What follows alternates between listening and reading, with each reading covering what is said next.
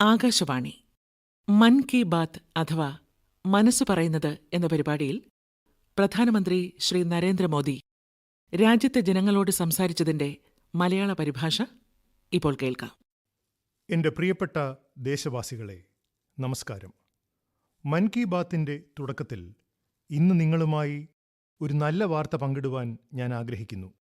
കാനഡയിൽ നിന്ന് അന്നപൂർണ ദേവിയുടെ വളരെ പഴയ ഒരു പ്രതിമ ഇന്ത്യയിലേക്ക് മടങ്ങി വരുന്നു എന്ന വിവരം അറിയുമ്പോൾ ഓരോ ഇന്ത്യക്കാരനും അഭിമാനിക്കുന്നുണ്ടാകും.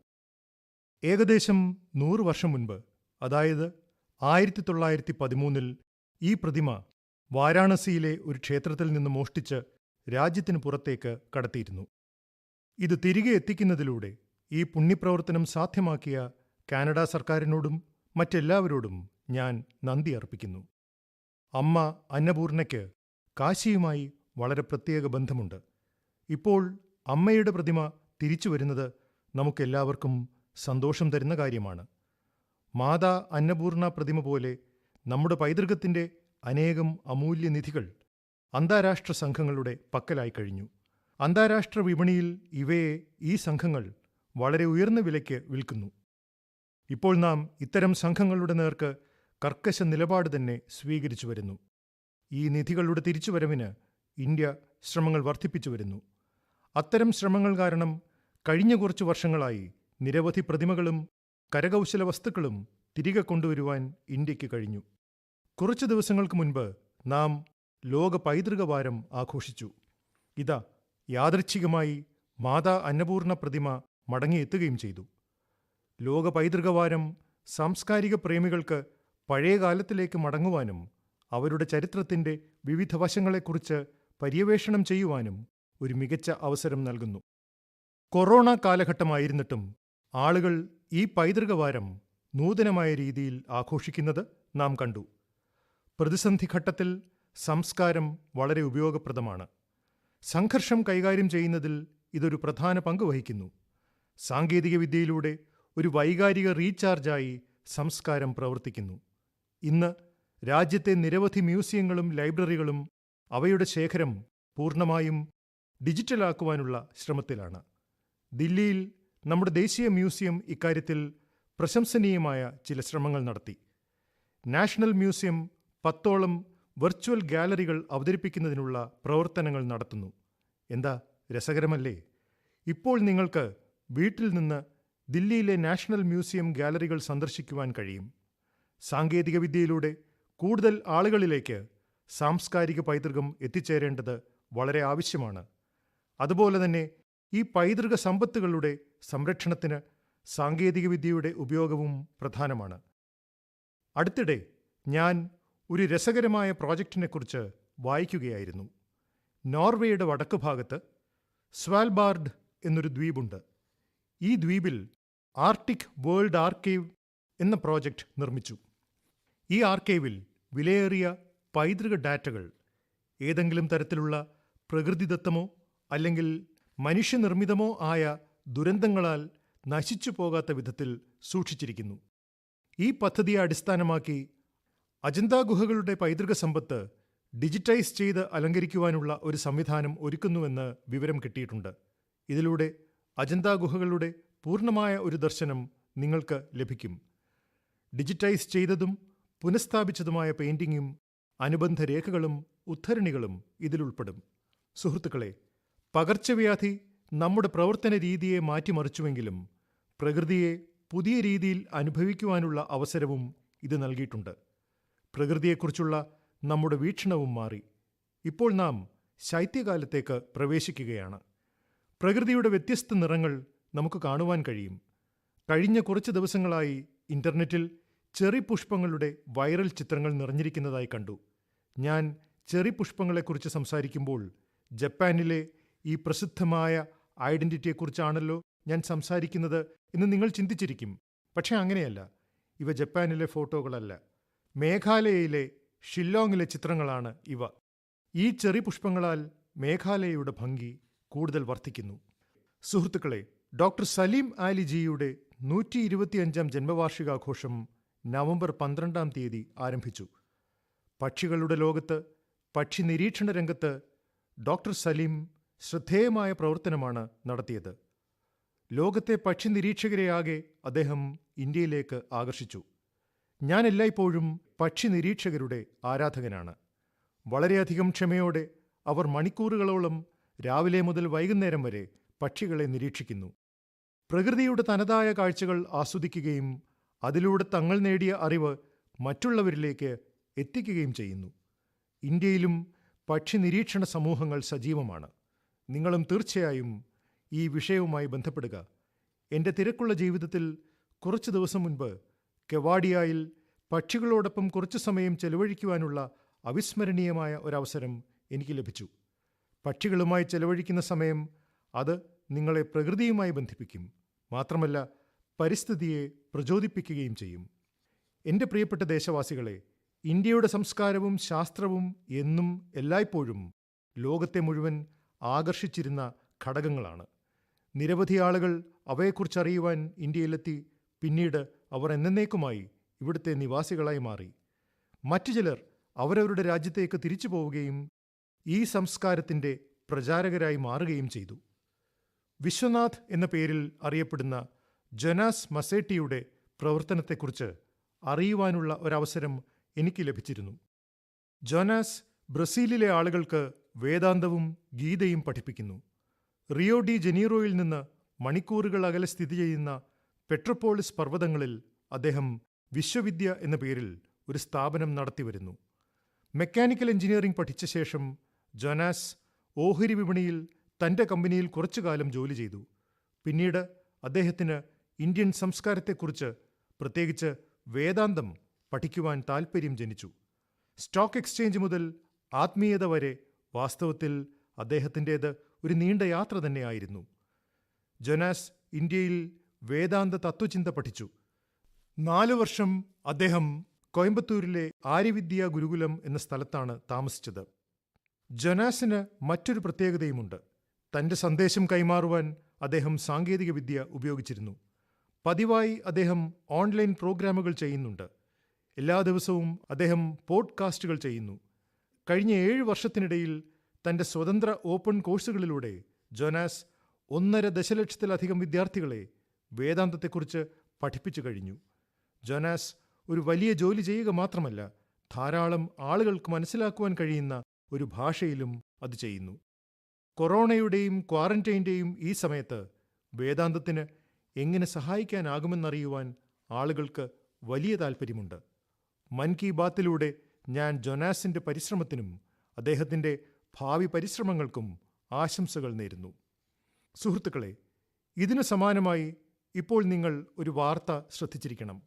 ന്യൂസിലാൻഡിൽ പുതുതായി തിരഞ്ഞെടുക്കപ്പെട്ട MP ഡോക്ടർ ഗൗരവ് ശർമ്മ ലോകത്തിലെ പുരാതന ഭാഷകളിലൊന്നായ സംസ്കൃതത്തിൽ സത്യപ്രതിജ്ഞ ചെയ്തിരിക്കുന്നു.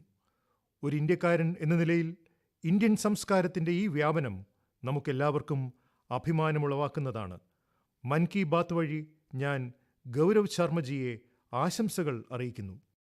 ന്യൂസിലാൻഡിലെ ജനങ്ങളെ സേവിക്കുവാനും അതുവഴി അവർക്ക് പുതിയ നേട്ടങ്ങൾ കൈവരുത്തുവാനും അദ്ദേഹത്തിന് കഴിയട്ടെ എന്നും ആശംസിക്കുന്നു.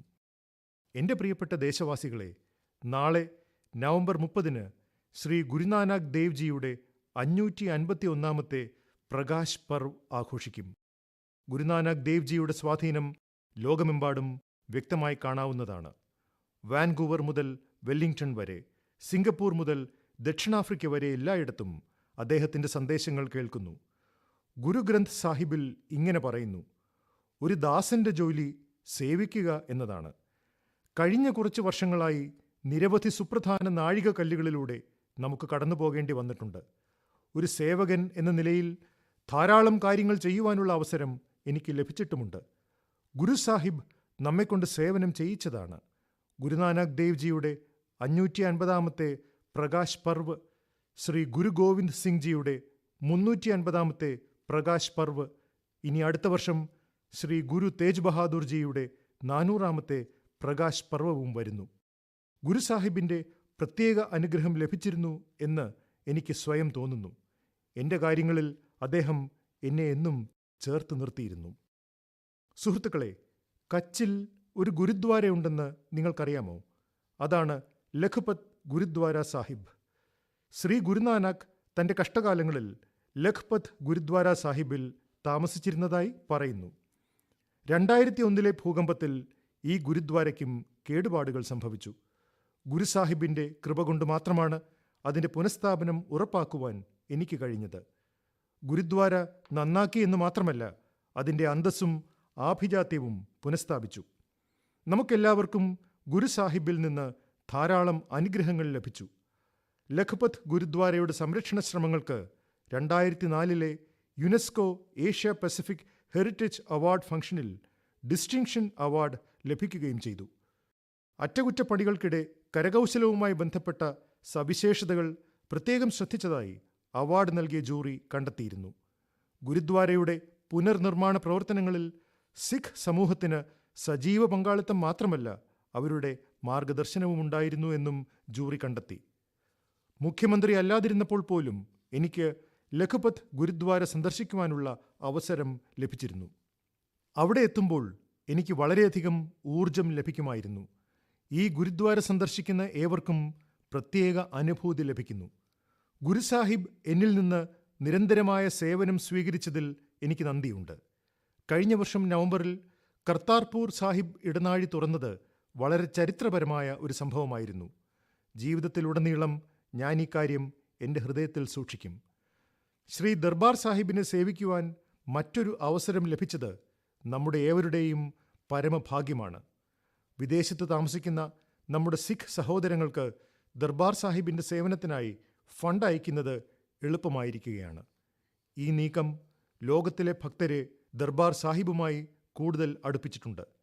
സുഹൃത്തുക്കളെ, ലങ്കറിൻ്റെ അഥവാ സമൂഹ ഭക്ഷണത്തിൻ്റെ പാരമ്പര്യം ആരംഭിച്ചത് ഗുരുനാനാക്ക് ദേവ്ജിയാണ്.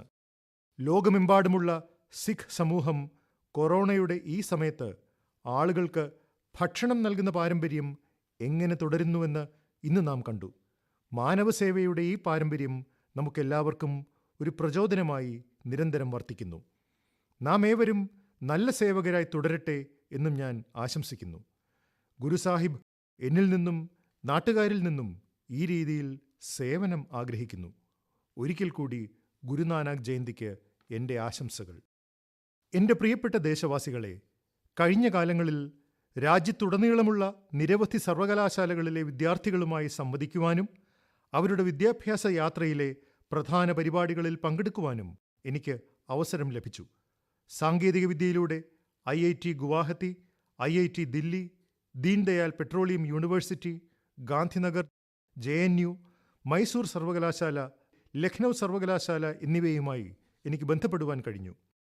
രാജ്യത്തെ യുവാക്കൾക്കിടയിൽ ഇരിക്കുന്നത് വളരെ ഉന്മേഷദായകവും ഊർജം നിറയ്ക്കുന്നതുമായ കാര്യമാണ്. യൂണിവേഴ്സിറ്റി ക്യാമ്പസുകൾ ഒരു തരത്തിൽ മിനി ഇന്ത്യ പോലെയാണ്. ഒരു വശത്ത് ഈ ക്യാമ്പസുകളിൽ ഇന്ത്യയുടെ വൈവിധ്യം ദർശിക്കാം. മറുവശത്ത് പുതിയ ഇന്ത്യയെ സംബന്ധിച്ചിടത്തോളം വലിയ മാറ്റം വരുത്തുന്നതിനുള്ള ആഗ്രഹവും അവർക്കുണ്ട്. കൊറോണയ്ക്ക് മുൻപുള്ള ദിവസങ്ങളിൽ ഞാനൊരു സ്ഥാപനത്തിൻ്റെ പരിപാടിക്ക് പോകുമ്പോൾ അടുത്തുള്ള സ്കൂളുകളിൽ നിന്നുള്ള പാവപ്പെട്ട കുട്ടികളെയും ആ പരിപാടിയിലേക്ക് ക്ഷണിക്കണമെന്ന് നിർബന്ധിച്ചിരുന്നു. ആ കുട്ടികൾ എൻ്റെ പ്രത്യേക അതിഥികളായി ചടങ്ങിലെത്തിയിരുന്നു. ആ മഹത്തായ ചടങ്ങിൽ വെച്ച് ചെറുപ്പക്കാരായ വിദ്യാർത്ഥികൾ ഡോക്ടറും എഞ്ചിനീയറും ശാസ്ത്രജ്ഞനും ഒക്കെ ആകുന്നത് ഒരു ചെറിയ കുട്ടി കാണുന്നു. ആരെങ്കിലും മെഡൽ നേടുന്നത് കാണുന്നു. പിന്നെ അവനിൽ പുതിയ സ്വപ്നങ്ങൾ ഉണ്ടാകുന്നു. എനിക്കും ഇതിന് കഴിയും എന്ന ആത്മവിശ്വാസം അവനിൽ ഉണ്ടാകുന്നു. ഇത് അവനിൽ ദൃഢനിശ്ചയം ഉണർത്തുവാനുള്ള പ്രചോദനമാകുന്നു. സുഹൃത്തുക്കളെ, ഇതുകൂടാതെ ആ സ്ഥാപനത്തിൻ്റെ പൂർവ്വ വിദ്യാർത്ഥികൾ ആരാണ്, ആ സ്ഥാപനത്തിൻ്റെ പൂർവ്വ വിദ്യാർത്ഥികളുമായി പതിവായി ഇടപഴകുന്നതിനുള്ള ക്രമീകരണം എന്താണ് എന്ന കാര്യം കൂടി അറിയുവാൻ എനിക്ക് എല്ലായ്പ്പോഴും താല്പര്യമുണ്ട്. അവരുടെ പൂർവ്വ വിദ്യാർത്ഥി ശൃംഖല എത്രത്തോളം ഊർജ്ജസ്വലമാണ്. എൻ്റെ യുവ സുഹൃത്തുക്കളെ, നിങ്ങൾ ഇന്നുവരെയാണോ ഒരു സ്ഥാപനത്തിൽ പഠിക്കുന്നത് അന്നുവരെ അവിടുത്തെ വിദ്യാർത്ഥിയായിരിക്കും. പക്ഷെ ജീവിതം മുഴുവൻ നിങ്ങൾ അവിടുത്തെ പൂർവ്വ വിദ്യാർത്ഥിയായിരിക്കും. സ്കൂളിൽ നിന്നും കോളേജിൽ നിന്നും പടിയിറങ്ങുന്നതിന് ശേഷം രണ്ട് കാര്യങ്ങൾ ഒരിക്കലും അവസാനിക്കുന്നില്ല. ഒന്ന്, വിദ്യാഭ്യാസത്തിൻ്റെ സ്വാധീനം. രണ്ട്, നിങ്ങൾക്ക് നിങ്ങളുടെ സ്കൂളിനോടും കോളേജിനോടുമുള്ള ബന്ധം. പൂർവ്വ വിദ്യാർത്ഥികൾ പരസ്പരം സംസാരിക്കുമ്പോൾ സ്കൂളിനെക്കുറിച്ചും കോളേജിനെക്കുറിച്ചുമുള്ള അവരുടെ ഓർമ്മകളിൽ പുസ്തകത്തെയും പഠനത്തെക്കാളുമുപരി ക്യാമ്പസിൽ ചെലവഴിച്ച സമയം, പിന്നെ സുഹൃത്തുക്കളോടൊപ്പം ചെലവഴിച്ച നിമിഷങ്ങൾ, പിന്നെ ആ ഓർമ്മകളിൽ നിന്നും താൻ പഠിച്ച സ്ഥാപനത്തിനു വേണ്ടി എന്തെങ്കിലും ചെയ്യണമെന്നുള്ള തോന്നൽ ഒക്കെ ഉണ്ടാകും. നിങ്ങളുടെ വ്യക്തിത്വം വികസിച്ചത് എവിടെ നിന്നാണോ, അതിൻ്റെ വികസനത്തിനായി എന്തെങ്കിലും ചെയ്യുവാൻ കഴിഞ്ഞാൽ അതിൽ പരം സന്തോഷം വേറെന്തുണ്ട്? അത്തരം ചില ശ്രമങ്ങളെക്കുറിച്ച് ഞാൻ വായിച്ചിട്ടുണ്ട്. പൂർവ്വ വിദ്യാർത്ഥികൾ തങ്ങൾ പഠിച്ച സ്ഥാപനത്തിന് സഹായങ്ങൾ നൽകിയതിനെക്കുറിച്ച്. ഇന്നത്തെ കാലത്ത് ഇത്തരം കാര്യങ്ങൾ ചെയ്യുന്നതിൽ സജീവമാണ് പൂർവ്വ വിദ്യാർത്ഥികൾ. IIT-യിൽ നിന്ന് പഠിച്ചിറങ്ങിയവർ അവരുടെ സ്ഥാപനത്തിനായി conference centre, management centre, incubation centre തുടങ്ങിയ അത്യാധുനിക സൗകര്യങ്ങൾ ഒരുക്കി നൽകി. ഇവരുടെ ഇത്തരം പ്രവർത്തനങ്ങൾ ഇന്നത്തെ വിദ്യാർത്ഥികളുടെ പഠന അനുഭവത്തെ മികച്ചതാക്കുവാൻ സഹായിക്കും. ഡൽഹിയിലെ IIT ഒരു എൻഡോവ്മെന്റ് ഫണ്ട് തുടങ്ങിയിട്ടുണ്ട്. അതൊരു മികച്ച ആശയമാണ്. ലോകത്തിലെ തന്നെ മികച്ച സർവകലാശാലകൾ ഇത്തരത്തിലുള്ള എൻഡോവ്മെന്റ് നൽകുന്നത് ശീലമാക്കിയിട്ടുണ്ട്. അത് വിദ്യാർത്ഥികൾക്ക് വളരെ പ്രയോജനകരമാണ്. എനിക്ക് തോന്നുന്നത് ഇന്ത്യയിലെ എല്ലാ സർവകലാശാലകൾക്കും ഇത്തരത്തിലുള്ള എൻഡോവ്മെന്റ് നൽകുവാൻ സാധിക്കും. എന്തെങ്കിലും തിരികെ നൽകേണ്ടി വരുമ്പോൾ ഒന്നും വലുതും ചെറുതുമാകുന്നില്ല. ചെറിയ ചെറിയ സഹായം പോലും വളരെ പ്രാധാന്യം അർഹിക്കുന്നതാണ്. എല്ലാ ശ്രമങ്ങളും വളരെ പ്രധാനപ്പെട്ടതാണ്. സാധാരണയായി പൂർവ്വ വിദ്യാർത്ഥികൾ അവരുടെ സ്ഥാപനത്തിൻ്റെ ടെക്നോളജി നവീകരണം, കെട്ടിടങ്ങളുടെ നിർമ്മാണം, അവാർഡ്, സ്കോളർഷിപ്പ് എന്നിവ തുടങ്ങുവാൻ, നൈപുണ്യ വികസന പരിപാടികൾ തുടങ്ങുവാൻ പ്രധാന പങ്ക് വഹിക്കുന്നുണ്ട്. ചില സ്കൂളുകളിലെ പൂർവ്വ വിദ്യാർത്ഥി സംഘടനകൾ മെന്റർഷിപ്പ് പരിപാടികൾ തുടങ്ങിയിട്ടുണ്ട്. ഇതിൽ അവർ പല പല ബാച്ചുകളായി വിദ്യാർത്ഥികൾക്ക് മാർഗനിർദ്ദേശം നൽകുന്നു. അതോടൊപ്പം വിദ്യാഭ്യാസ സാധ്യതയെക്കുറിച്ചും ചർച്ച ചെയ്യുന്നു. ധാരാളം സ്കൂളുകളിലെ, എടുത്തു പറയുകയാണെങ്കിൽ ബോർഡിംഗ് സ്കൂളുകളിലെ പൂർവ്വ വിദ്യാർത്ഥി സംഘടനകൾ വളരെ മികച്ചതാണ്. അവർ കായിക ടൂർണമെന്റുകളും സാമൂഹ്യ സേവനവും ആസൂത്രണം ചെയ്തു വരുന്നു.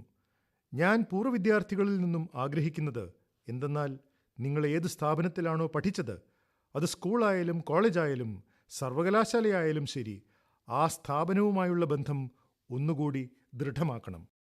എല്ലാ സ്ഥാപനങ്ങളോടും ഞാൻ പറയാൻ ആഗ്രഹിക്കുന്നത്, പൂർവ്വ വിദ്യാർത്ഥികൾ ഇടപഴകുന്നതിന് ഉതകുന്ന നൂതന രീതികൾ ആവിഷ്കരിക്കുവാൻ തയ്യാറാകണം. പൂർവ്വ വിദ്യാർത്ഥികളുടെ സജീവ പങ്കാളിത്തത്തിനായി ക്രിയേറ്റീവ് പ്ലാറ്റ്ഫോം തയ്യാറാക്കണം. വലിയ വലിയ സ്കൂളുകളിലും കോളേജുകളിലും മാത്രമല്ല, നമ്മുടെ ഗ്രാമങ്ങളിലെ സ്കൂളുകളിലും ശക്തവും ഊർജ്ജസ്വലവുമായ പൂർവ്വ വിദ്യാർത്ഥി ശൃംഖല ഉണ്ടാകേണ്ടതാണ്. എൻ്റെ പ്രിയപ്പെട്ട നാട്ടുകാരെ, ഡിസംബർ 5 അരബിന്ദോയുടെ ഓർമ്മ ദിവസമാണ്. അരബിന്ദോയെക്കുറിച്ച് വായിക്കുന്തോറും ആഴത്തിലുള്ള അറിവ് ലഭിക്കുന്നു.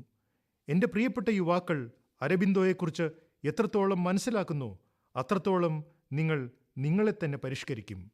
ജീവിതത്തിൻ്റെ ഏതവസ്ഥയിലും നിങ്ങളുടെ ലക്ഷ്യത്തിലേക്കെത്തുവാൻ അരബിന്ദോ നിങ്ങൾക്കെപ്പോഴും ഒരു പ്രേരണയായിരിക്കും.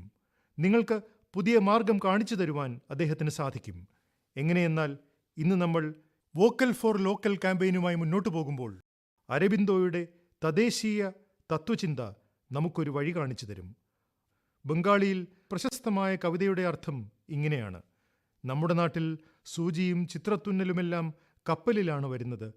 തിന്നുന്നതിനും കുടിക്കുന്നതിനും ഉറങ്ങുന്നതിനു പോലും മനുഷ്യന് സ്വാതന്ത്ര്യമില്ല. അദ്ദേഹത്തിൻ്റെ അഭിപ്രായത്തിൽ ആരാണോ നമ്മുടെ നാട്ടിൽ ഉണ്ടാക്കുന്ന വസ്തുക്കൾക്ക് പ്രാധാന്യം നൽകുന്നത് അവരാണ് സ്വദേശി എന്നാണ്. വിദേശത്തു നിന്നും എന്തെങ്കിലും പഠിക്കുന്നതിനെ അദ്ദേഹം എതിർത്തിരുന്നില്ല. എവിടെ നിന്നെങ്കിലും പുതിയതായി പഠിക്കുവാൻ കഴിഞ്ഞാൽ അത് നമ്മുടെ രാജ്യത്തിൻ്റെ പുരോഗതിക്ക് നല്ലതാണ്. വിദേശ വിദ്യാഭ്യാസം പ്രോത്സാഹിപ്പിക്കേണ്ടതാണ്. ഇത് തന്നെയാണ് വോക്കൽ ഫോർ ലോക്കൽ ക്യാമ്പയിൻ്റെ അടിസ്ഥാന മന്ത്രം. പ്രത്യേകിച്ച് അദ്ദേഹം സ്വദേശിയെ സ്വീകരിക്കുന്നതിനെക്കുറിച്ച് പറഞ്ഞിരിക്കുന്നത് എല്ലാവരും വായിക്കേണ്ടതാണ്. സുഹൃത്തുക്കളെ, അതുപോലെ വിദ്യാഭ്യാസത്തെക്കുറിച്ചുള്ള അരബിന്ദോയുടെ ചിന്തകൾ വളരെ വ്യക്തമാണ്. അദ്ദേഹം വിദ്യാഭ്യാസത്തെ കേവലം അറിവോ ഡിഗ്രി നേടുന്നതോ ജോലി നേടുന്നതോ ആയിട്ടല്ല കാണുന്നത്.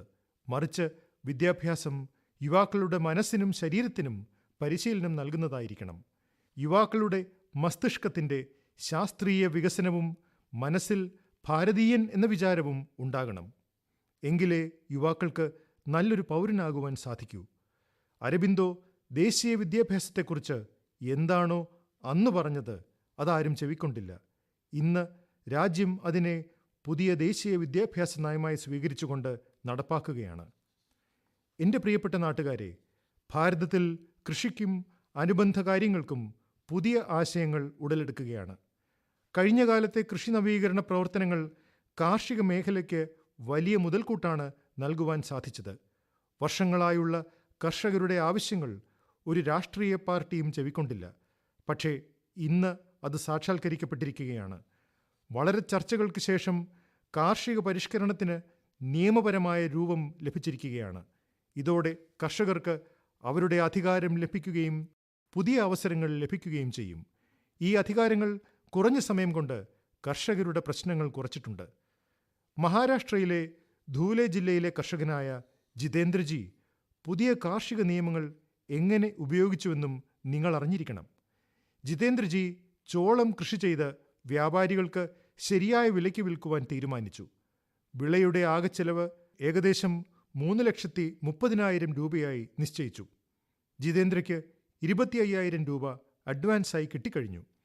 ബാക്കി പൈസ 15 ദിവസത്തിനകം കിട്ടും.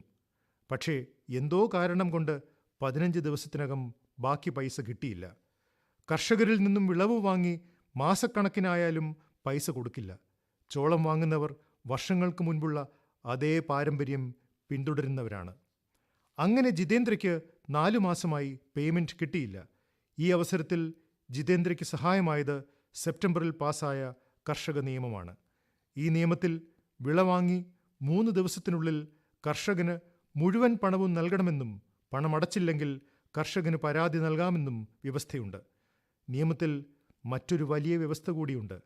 ഈ നിയമപ്രകാരം പ്രദേശത്തെ SDM കർഷകന്റെ പരാതി 1 മാസത്തിനുള്ളിൽ തീർപ്പാക്കേണ്ടതാണ്. അത്തരമൊരു നിയമത്തിന്റെ പരിരക്ഷ നമ്മുടെ കർഷക സഹോദരന്മാരുടെ പക്കലുണ്ടായിരുന്നപ്പോൾ അവരുടെ പ്രശ്നം പരിഹരിക്കേണ്ടതുണ്ട്. ജിതേന്ദ്ര പരാതിപ്പെടുകയും അദ്ദേഹത്തിന്റെ കുടിശ്ശിക ഏതാനും ദിവസങ്ങൾക്കുള്ളിൽ നൽകുകയും ചെയ്തു. അതായത് നിയമത്തെക്കുറിച്ചുള്ള ശരിയായതും പൂർണ്ണവുമായ അറിവ് മാത്രമാണ് ജിതേന്ദ്രയുടെ കരുത്തായത്. ഏതു മേഖലയിലായാലും എല്ലാത്തരം ആശയക്കുഴപ്പങ്ങളിൽ നിന്നും കിംവദന്തികളിൽ നിന്നും അകന്ന് ശരിയായ വിവരങ്ങൾ മനസ്സിലാക്കുക എന്നത് ഓരോ വ്യക്തിക്കും ഒരു വലിയ പിന്തുണയാണ്. രാജസ്ഥാനിലെ ബാരൻ ജില്ലയിൽ താമസിക്കുന്ന മുഹമ്മദ് അസ്ലം കർഷകരിൽ അവബോധം വളർത്തുന്നതിനായി അത്തരമൊരു കാര്യം ചെയ്യുന്നു. ഒരു ഫാർമേഴ്സ് പ്രൊഡ്യൂസർ അസോസിയേഷന്റെ CEO കൂടിയാണ് അദ്ദേഹം. അതെ, നിങ്ങൾ കേട്ടത് ശരിയാണ്, ഫാർമേഴ്സ് പ്രൊഡ്യൂസർ അസോസിയേഷന്റെ CEO. രാജ്യത്തിന്റെ വിദൂര മേഖലകളിൽ പ്രവർത്തിക്കുന്ന കർഷക സംഘങ്ങൾക്ക് CEOമാർ ഉണ്ടെന്നറിവ് ദേശത്തെ വലിയ കമ്പനികളുടെ CEOമാർക്ക് ആനന്ദം നൽകുന്ന വാർത്തയായിരിക്കും. സുഹൃത്തുക്കളെ, മുഹമ്മദ് അസ്ലം ജി തന്റെ പ്രദേശത്തെ നിരവധി കർഷകരെ സംയോജിപ്പിച്ച് ഒരു വാട്സാപ്പ് ഗ്രൂപ്പ് രൂപീകരിച്ചു. അവർ ഈ ഗ്രൂപ്പിലൂടെ എല്ലാ ദിവസവും അടുത്തുള്ള മാർക്കറ്റിൽ നടക്കുന്ന കാര്യങ്ങളെക്കുറിച്ച് കർഷകരെ അറിയിക്കുന്നു. അവരുടെ സ്വന്തം FPOയും കർഷകരിൽ നിന്ന് വിളകൾ വാങ്ങുന്നു. ഇത്തരം ശ്രമങ്ങൾ സ്വന്തം തീരുമാനമെടുക്കുവാൻ കർഷകരെ സഹായിക്കുന്നു. സുഹൃത്തുക്കളെ, അറിവുണ്ടെങ്കിൽ ഊർജ്ജസ്വലരാകാം. അങ്ങനെ ബോധവൽക്കരണത്തിലൂടെ ആയിരക്കണക്കിന് ആളുകളുടെ ജീവിതത്തെ സ്വാധീനിച്ച ഒരു കാർഷിക സംരംഭകനാണ് ശ്രീ വീരേന്ദ്ര യാദവ്. ഒരിക്കൽ ഓസ്ട്രേലിയയിൽ താമസിച്ചിരുന്ന വീരേന്ദ്ര യാദവ് 2 വർഷം മുൻപ് ഇന്ത്യയിലെത്തി. അദ്ദേഹം ഇപ്പോൾ ഹരിയാനയിലെ കൈതാലിലാണ് താമസിക്കുന്നത്. മറ്റാളുകളെപ്പോലെ കാർഷിക മേഖലയിലെ വൈക്കോൽ നിർമ്മാർജ്ജനം അദ്ദേഹത്തിന്റെ മുന്നിലും ഒരു വലിയ പ്രശ്നമായിരുന്നു. ഇതിന്റെ പരിഹാരത്തിനായി വളരെ വിശാലമായ പ്രവർത്തനം ഇന്ന് നടക്കുന്നുണ്ട്. പക്ഷേ ഇന്ന് മൻ കി ബാത്തിൽ ഞാൻ വീരേന്ദ്രജിയെ പ്രത്യേകം പരാമർശിക്കുന്നു. കാരണം അദ്ദേഹത്തിന്റെ ശ്രമങ്ങൾ വ്യത്യസ്തമാണ്. അവ നമുക്ക് ഒരു പുതിയ ദിശ കാണിക്കുന്നു. വൈക്കോൽ മാറ്റുന്ന പ്രശ്നം പരിഹരിക്കുവാൻ വീരേന്ദ്രജി വൈക്കോൽ പിണ്ടങ്ങൾ നിർമ്മിക്കുവാൻ ഒരു വൈക്കോൽ ബാലർ മെഷീൻ വാങ്ങി. ഇതിനായി കാർഷിക വകുപ്പിൽ നിന്നും സാമ്പത്തിക സഹായവും ലഭിച്ചു. ഈ യന്ത്രം ഉപയോഗിച്ച് അദ്ദേഹം വൈക്കോൽ പിണ്ടങ്ങൾ ഉണ്ടാക്കുവാൻ തുടങ്ങി. പിണ്ടങ്ങൾ രൂപീകരിച്ച ശേഷം അദ്ദേഹം കാർഷിക എനർജി പ്ലാന്റും പേപ്പർ മില്ലും വിറ്റു. 2 വർഷത്തിനുള്ളിൽ വൈക്കോൽ നിർമ്മാർജ്ജനത്തിലൂടെ 1.5 കോടിയിലധികം രൂപ വീരേന്ദ്രജി നേടിയതായും അതും ഏകദേശം 50 ലക്ഷം രൂപ ലാഭമുണ്ടാക്കിയെന്നും അറിഞ്ഞാൽ നിങ്ങൾ ആശ്ചര്യപ്പെടും. വീരേന്ദ്രജി വൈക്കോൽ എടുക്കുന്ന കൃഷിയിടങ്ങളിലെ കൃഷിക്കാർക്കും ഇത് പ്രയോജനകരമാണ്. കുപ്പയിൽ നിന്നും കനകം വിളയിക്കുന്നു എന്ന ചൊല്ലുപോലെ വൈക്കോൽ നീക്കം ചെയ്യുന്നതിലൂടെ പണവും പുണ്യവും നേടുന്നതിനുള്ള ഒരു സവിശേഷ ഉദാഹരണമാണ് ഇത്. യുവാക്കളോട് ഞാൻ അപേക്ഷിക്കുന്നു, പ്രത്യേകിച്ച് കാർഷിക പഠനം നടത്തുന്ന ദശലക്ഷക്കണക്കിന് വിദ്യാർത്ഥികളോട്. അവരുടെ ചുറ്റുമുള്ള ഗ്രാമങ്ങളിൽ പോയി കർഷകരെ ആധുനിക കൃഷിയെക്കുറിച്ചും സമീപകാല കാർഷിക പരിഷ്കാരങ്ങളെക്കുറിച്ചും ബോധവാന്മാരാക്കൂ. ഇത് ചെയ്യുന്നതിലൂടെ നിങ്ങൾ രാജ്യത്ത് സംഭവിക്കുന്ന വലിയ മാറ്റങ്ങളുടെ പങ്കാളിയാകും. എൻ്റെ പ്രിയപ്പെട്ട ദേശവാസികളെ, മൻ കി ബാത്തിൽ നാം വിവിധ വിഷയങ്ങളെക്കുറിച്ച് സംസാരിക്കുന്നു. പക്ഷേ നാം ഒരിക്കലും സന്തോഷത്തോടെ ഓർക്കുവാൻ ആഗ്രഹിക്കാത്ത ഒരു കാര്യം നടന്നിട്ട് ഒരു വർഷം തികയുന്നു. കൊറോണയുടെ ആദ്യ കേസിനെക്കുറിച്ച് ലോകമറിഞ്ഞിട്ട് ഏകദേശം ഒരു വർഷമായി. അതിനുശേഷം ലോകമൊട്ടാകെ നിരവധി ഉയർച്ച താഴ്ചകൾ കണ്ടു. ലോക്ക്ഡൗണിൽ നിന്ന് പുറത്തുവന്ന് നാം ഇപ്പോൾ വാക്സിനെക്കുറിച്ച് ചർച്ച ചെയ്യുവാൻ തുടങ്ങി. എന്നാൽ കൊറോണയെ സംബന്ധിച്ചിടത്തോളം ഏതെങ്കിലും തരത്തിലുള്ള അശ്രദ്ധ ഇപ്പോഴും വളരെ മാരകമാണ്. കൊറോണയ്ക്കെതിരായ പോരാട്ടം നാം ശക്തമായി തുടരണം. സുഹൃത്തുക്കളെ, കുറച്ച് ദിവസങ്ങൾക്ക് ശേഷം ഡിസംബർ 6-ാം തീയതി ബാബാ സാഹിബ് അംബേദ്കറുടെ ചരമവാർഷികമാണ്. ഈ ദിവസം ബാബാ സാഹിബിന് ആദരാഞ്ജലി അർപ്പിക്കുന്നതിനൊപ്പം രാജ്യത്തോടുള്ള തൻ്റെ പ്രതിജ്ഞകൾ, ഭരണഘടന, ഒരു പൗരൻ എന്ന നിലയിൽ നമ്മുടെ കടമ നിർവഹിക്കുവാൻ അദ്ദേഹം നമുക്ക് നൽകിയ പാഠങ്ങൾ എന്നിവ ആവർത്തിക്കേണ്ടത് ആവശ്യമാണ്. രാജ്യത്തിൻ്റെ പല ഭാഗങ്ങളിലും ശീതകാലം ശക്തി പ്രാപിക്കുന്നു. പലയിടത്തും മഞ്ഞു വീഴുന്നു. ഈ സീസണിൽ കുടുംബത്തിലെ കുട്ടികളെയും പ്രായമായവരെയും രോഗികളെയും നാം പ്രത്യേകം ശ്രദ്ധിക്കണം. ഒപ്പം നാം നമ്മളെ തന്നെ പരിപാലിക്കുകയും വേണം. തൻ്റെ ചുറ്റുമുള്ള ദരിദ്രരെക്കുറിച്ച് ആളുകൾക്കുള്ള കരുതൽ കാണുമ്പോൾ എനിക്ക് സന്തോഷം തോന്നുന്നു. ഊഷ്മള വസ്ത്രങ്ങൾ നൽകി ആളുകൾ അവരെ സഹായിക്കുന്നു. നിരാലംബരായ മൃഗങ്ങൾക്കും ശീതകാലം വളരെ ബുദ്ധിമുട്ടാണ്. അവരെ സഹായിക്കുവാനും നിരവധി ആളുകൾ മുന്നോട്ട് വരുന്നു. നമ്മുടെ യുവതലമുറ അത്തരം പ്രവർത്തനങ്ങളിൽ വളരെ സജീവമാണ്. സുഹൃത്തുക്കളെ, അടുത്ത തവണ നാം മൻ കി ബാത്തിൽ കണ്ടുമുട്ടുമ്പോൾ ഈ വർഷം 2020 അവസാനിക്കുന്നുണ്ടാകും. പുതിയ പ്രതീക്ഷകൾ, പുതിയ വിശ്വാസങ്ങൾ എന്നിവ ഉപയോഗിച്ച് നാം മുന്നോട്ടു പോകും. നിങ്ങളുടെ നിർദ്ദേശങ്ങളും ആശയങ്ങളും അവ എന്തൊക്കെയാണെങ്കിലും എന്നോട് പങ്കിടുന്നത് തുടരുക. നിങ്ങൾക്കെല്ലാവർക്കും ആശംസകൾ. എല്ലാവരും ആരോഗ്യവാന്മാരായിരിക്കുക. രാജ്യത്തിനായി സജീവമായിരിക്കുക. വളരെയധികം നന്ദി. മൻ കി ബാത്ത് അഥവാ മനസ്സ് പറയുന്നത് എന്ന പരിപാടിയിൽ പ്രധാനമന്ത്രി ശ്രീ നരേന്ദ്രമോദി രാജ്യത്തെ ജനങ്ങളോട് സംസാരിച്ചതിന്റെ മലയാള പരിഭാഷയാണ് ഇതുവരെ കേട്ടത്.